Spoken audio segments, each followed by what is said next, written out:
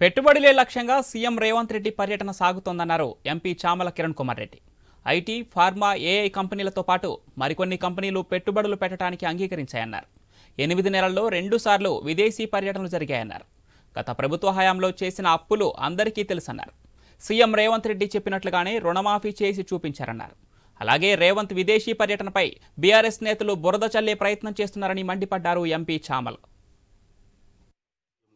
రేవంత్ రెడ్డి గారు ముఖ్యంగా రేవంత్ రెడ్డి గారి గురించి ఈ పర్యటనను చాలా మంది ఇక్కడ తప్పుగా వక్రీకరించి అక్కడ ఏం జరుగుతలేవు, సీరియస్నెస్ లేదు అనేది ఒకటి క్రియేట్ చేయడానికి ప్రయత్నం చేసింది. నేను ఒకటే చెప్పదలుచుకున్నా, రేవంత్ రెడ్డి గారు ముఖ్యమంత్రి అయ్యి తెలంగాణలో కాంగ్రెస్ ప్రభుత్వంలోకి వచ్చి 8 నెలలు, 8 నెలల్లో 3 నెలలు మనకు ఎన్నికల కోడ్లో ఆ రోజు ఏమి డెవలప్మెంట్ కార్యక్రమాలలో భాగస్వామ్యం తీసుకోలేని పరిస్థితి ఉండే మన మంత్రులది కానీ సీఎం గారు రేవంత్ రెడ్డి గారు ఆగస్టు 15 లోపు రైతు రుణమాఫీ అనేది అన్నిటికంటే పెద్ద సబ్జెక్ట్ ఇందులో.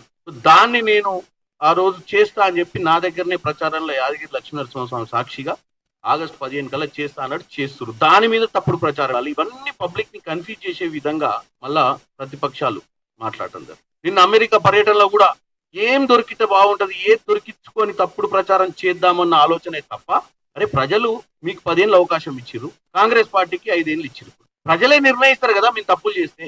రేవంత్ రెడ్డి గారు ఇటు అమెరికా అయినా సౌత్ కొరియా అయినా మీ మంచి కోసం, మీ బాగు కోసం తెలంగాణని ఏం చేస్తే 10 ఏళ్లలో మనం చేసుకోలేని పనులను మనం ముందుకు ఎట్లా తీసుకుపోతాం, నిరుద్యోగులకు ఉద్యోగాలు ఎట్లియాలన్న ఆలోచనతోటే రేవంత్ రెడ్డి గారు పనిచేస్తారు.